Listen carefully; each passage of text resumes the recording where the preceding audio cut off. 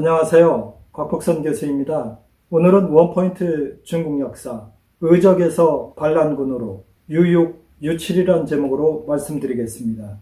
유육과 유칠은 명, 중엽, 무종 시대에 반란을 일으켰던 유명한 농민군의 우두머리입니다. 우리나라에서는 뇌물로 인해서 반란이 일어났다, 이렇게 알려져 있는데요. 그것도 하나의 원인이었지만 더 정확한 원인은 당시에 농민들이 너무도 혹독한 정치에 휘둘렸기 때문에 도저히 살 수가 없어서 반란을 일으켰던 것입니다. 중국 역사에는 대규모 농민 반란들이 상당히 많았습니다. 대표적인 반란 중에 하나가 진나라를 무너뜨렸던 진승 오광의 난, 그리고 후대에 동한 마렵에 일어났던 황건적의 난도 어찌 보면 농민군의 난이라고 볼 수 있습니다.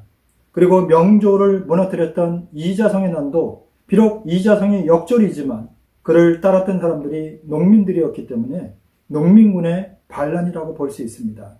명중엽에 일어났던 유육, 유칠의 반란은 명나라가 전성기에서 쇠퇴기로 접어드는 무렵에 일어났습니다. 그리고 그 쇠퇴를 더욱 촉진시켰던 것이 유육, 유칠의 반란입니다. 이 유육, 유칠은 그 집안의 형제가 여러 명이었고 6번째, 7번째란 뜻으로 유육, 유칠이라고 합니다. 이들은 원래 하북 지역에서 태어났는데요. 하북성은 쉽게 말씀드리면 지금 북경을 둘러싸고 있는 지역들이 하북성입니다. 하북성은 어떤 책임을 갖고 있었냐면 그곳에 있는 농민들이요, 말을 길러야 했습니다. 명나라도 이 변방을 지키는 게 굉장히 문제였기 때문에 항상 말을 준비해야 했습니다. 그런데 그 말을 국가에서 기르는 것이 아니라 농민들에게 나눠주고 말을 양육하게 했습니다. 비용을 대주는 것도 아니죠. 그런데 말만 주고 키우게 하니까 이 말을 키우는 데는 수많은 사료가 들어가고, 사실 말이 부실해지거나 죽거나 그러면 농민들이 배상을 해야 했습니다. 그리고 종마라고 그러죠. 이 새끼를 낳는 말들은 만약에 국가에서 볼 때 이 말이 3마리 정도는 날 수 있다, 이렇게 생각했는데 1마리밖에 안 났다, 이러면 나머지 못난 말에 대해서 배상을 해야 했습니다. 그러니까 농민들이 이거 도저히 참을 수 없는 거죠. 그러나 어떡하겠습니까? 국가에서 계속 그렇게 압력을 주니까요. 그래서 농번기에 사실 어떤 때는 농사를 짓지 못할 정도였습니다. 다만 이 말을 키우는 호구들은 말을 늘 다뤘기 때문에 말을 무지무지 잘 탔습니다. 그 중에 하나가 바로 유육, 유칠의 집안이었는데요. 이들도 도저히 참을 수가 없었습니다. 북경 인근 지역에서는 눈이 있으니까 귀족이나 관리들이 농민들을 그렇게 엄청나게 못살게 구르지를 못했습니다. 하지만 외곽 지역인 하북 지역으로 나오면 하북 지역에 있는 땅들을 말을 훈련시킨다는 명목으로 농민들로부터 빼앗은 경우도 굉장히 많았고요. 부자들이 돈을 주고 또는 권력으로 압박을 해서 토지를 변병하는 경우가 상당히 많았습니다. 그러다 보니까 농민들이 도저히 살기가 어려워졌죠. 그래서 여기저기서 유민들이 생겨나기 시작했는데요. 유육과 유칠은 도저히 이것을 참지 못하고 의적이 되었습니다. 그래서 원래 형제 둘이서 부자를 털어서 그 턴 돈으로 가난한 사람들을 나눠줬는데요. 소문을 들은 많은 농민들이 가세했습니다. 그래서 처음에는 약 한 100여 명의 사람들이 말을 타고 엄청나게 빠른 속도로 가서 훔친 뒤에 돌아오고, 이런 스타일로 했기 때문에 관군들이 잡기가 굉장히 어려웠습니다.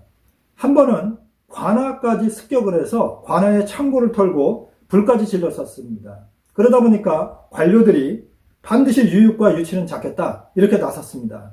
그래서 위기를 느낀 이들은 깊은 산속으로 도망갔습니다. 그런데 그때 유육과 유칠만 그런 게 아니라 수많은 농민, 유민들이 반란이라고 얘기할 수는 없죠. 여기저기서 소요를 일으켰기 때문에 중앙정부에서 엄고란 어사가 왔는데요. 그 전에 어사들은 이 농민 소요를 일으킨 사람이나 이 도적들이 잡히면 무조건 처형을 했습니다. 근데 영고가 그들을 잡으러 와서는 그런 조치를 취하지 않고요. 도적이 잡히면 그 도적에게 조건을 내겁니다. 내가 너와 비슷한 도적을 3명을 잡아오면 내 죄를 사해주겠다. 그리고 실제로 사면을 줬습니다. 그러면 그렇게 잡혀온 또 도적들이 있지 않습니까? 이 도적들한테도 똑같은 조건을 내겁니다. 물론 제가 말하는 건 3명은 그냥 예를 든 것이고요. 이 도적질을 오래 했으면 그만큼 도적을 잡아오는 수가 많았고요. 그렇지 않은 좀도둑들은 그냥 한 명만 잡아오면 됐습니다. 이런 식으로 하다 보니까 하북 지역의 도적들이 엄청나게 빠른 속도로 감소하기 시작했습니다. 영구라는 사람이 되게 똑똑한 거죠. 그래서 유육, 유칠이 어느 날 그 소문을 들었습니다. 아, 이거 자수하면 되겠구나. 본인이 저기 털면서 살았지만 산속에서 사는 게 얼마나 힘들었겠습니까? 그래서 이제 자수를 했습니다. 그때부터 관군과 협력해서 유육과 유칠이 도적들을 잡기 시작했습니다. 그런데 그 당시 환관의 우두머리고 중국의 가장 부패했던 그리고 권력이 가장 셌던 환관 4명 중에 1명으로 꼽히는 유군이 있었습니다. 근데 유군의 집안의 노예였던 우리는 간호라고 그러는데요. 양홍이라는 사람이 와서 유육과 유칠에게 이런 이야기를 합니다. 니네가 도적을 다 잡으면 면천을 시켜주겠다. 그런데 그거 언제 잡겠느냐? 그러니 우리에게 10,000냥만 내라. 그러면 내가 너를 면천시켜주겠다. 이렇게 이야기를 했습니다. 그 이야기를 들은 유육과 유칠은 돈도 없었지만 화가 머리끝까지 났습니다. 또 하나는 영고가 이들을 통해서 도적들을 잡아들였지만 영고의 생각은 아니었습니다. 그런데 영고에 있는 부하들이 유육과 유칠은 그냥 도적대가 아니다. 우리 관군을 못살게 굴었고 관아에 불까지 질렀던 놈인데 저놈을 살려줄 수는 없다. 우리 어사 모르게 저놈이 숫자를 다 채우고 나면 우리가 죽이자.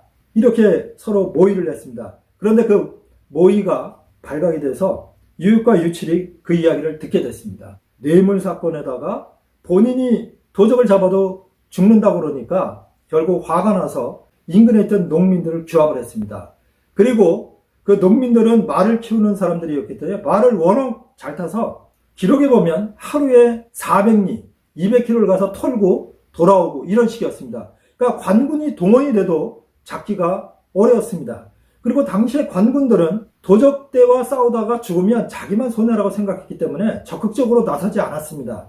그러다 보니까 유육과 유칠의 반란군이 수만 명으로 늘어나기 시작했습니다. 하북 지역뿐만 아니라 심지어 산동지방 그리고 나중에는 안위, 하남, 강서까지 휩쓸면서 돌아다녔습니다. 이 무종 5년에 유육과 유칠이 정식으로 반란을 일으키는데요. 반란은 약 3년 정도 지속됩니다. 1510년에서 1512년까지 지속되는데요. 이 유육과 유칠과 더불어서 산동지방에 양호라는 사람이 역시 반란을 일으킵니다. 그래서 양호는 조직을 좀 갖췄던 사람인데요. 그의 반란군은 무려 13만 명이나 됐습니다. 유육과 유칠은 약 2만 명 정도였기 때문에 사실상 반란군의 세력으로 보면 양호가 더 많았죠. 하지만 유육과 유칠은 기동력이 뛰어났습니다. 물론 수만 명이 다 기마병이 아니라 그 중에 이제 수백 명만 기마병이고요. 다른 농민들은 사실 무기도 잡아본 적이 없기 때문에 말이 반란군이지 솔직히 말해서 이 군대로 보기가 어려웠습니다. 그렇지만 세력이 워낙 크니까 중앙정부에서 도저히 안 되겠다. 심지어는 북경까지 포위를 해서 공격을 했던 적이 있기 때문에 이대로 놔두면 안 되겠다 그래서 변경에 있던 군대를 동원했습니다. 이 변경에 있는 군대들은요, 상비군이고 늘 북방의 소수민족, 여진족이나 이들이 쳐들어올 때 막았던 정말 정예부대였습니다. 그러니까 국방이 중요한 게 아니라 지금 내부가 문제가 생기니까 황제가 명령을 내려서 그 정예군을 투입합니다.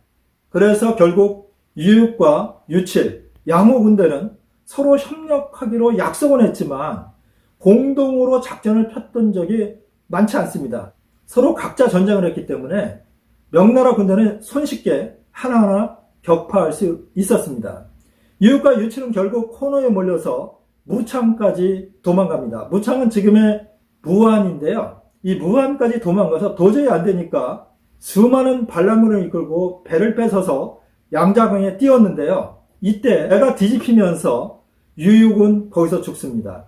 그리고 유칠과 또 유육, 유칠을 따랐던 제헌명이라는 우두머리가 있었는데요. 이 유칠과 제헌명은 양자강을 타고 내려오면서 지금의 강서성 남통에 자리를 잡습니다. 랑산이라는 곳에 직결을 하는데요.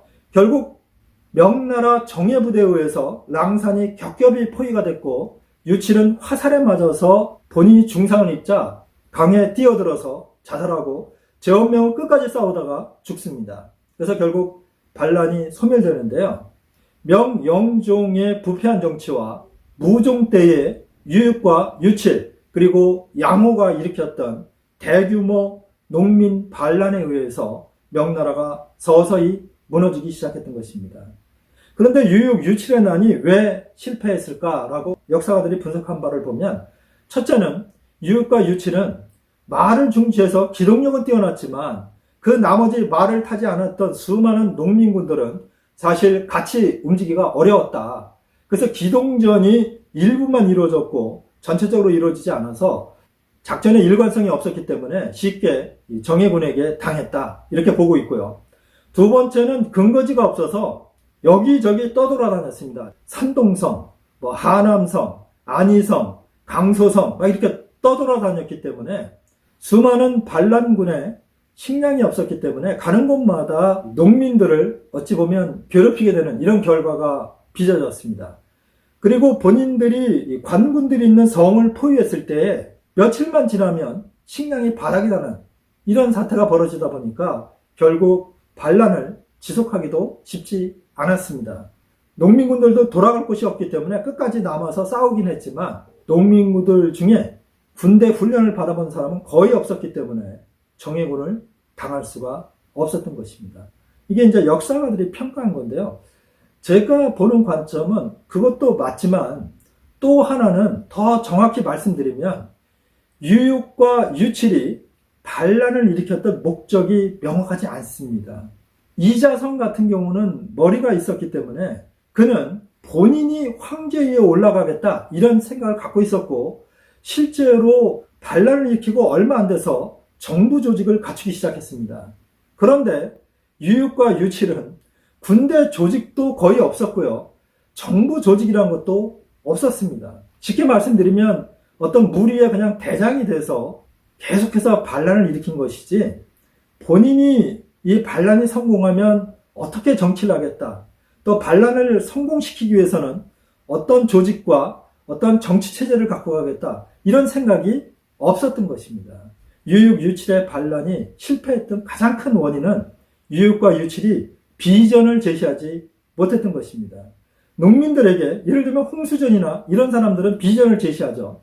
그러니까 반란을 일으켜도 비전을 제시할 수 있느냐 없느냐는 엄청난 차이라고 볼 수 있습니다. 그렇다고 해서 백령교도처럼 종교적인 조직도 아니었기 때문에 유육, 유칠의 반란은 결국 실패할 수밖에 없었다는 게 제 판단입니다. 오늘은 영중엽 무종 5년에 일어났던 유육, 유칠의 반란에 대해서 말씀드렸는데요. 이 반란에 대한 이야기는 제 유튜브를 시청하시는 분의 요청에 의해서 제가 공부를 하게 됐고 여러 가지 자료를 수집해서 말씀을 드리게 되었던 것입니다. 유육, 유칠에 대한 내용은 이 판본에 따라서 상당히 많은 이야기가 있습니다. 그런데 내용은 거의 비슷하고요. 뇌물에 의해서 반란이 일으켰다고 주장하는 사람도 있고요. 본인이 귀순했었지만 생명이 위험했기 때문에 반란이 일으켰다. 이렇게 주장하는 쪽도 있고요. 둘 다 아니다. 그냥 그 당시에 명나라의 말을 키우게 했던 정치가 너무나 농민들에게 부담스럽기 때문에 유육, 유칠도 말을 키우던 사람이어서 결국 반란을 일으킨 것이다. 뭐 등등 아주 설이 많습니다만 저는 이것을 전부 다 종합해서 말씀드렸습니다. 다음번에는 좀 더 유익하고 재미있는 이야기로 찾아뵙겠습니다. 시청해 주셔서 감사합니다.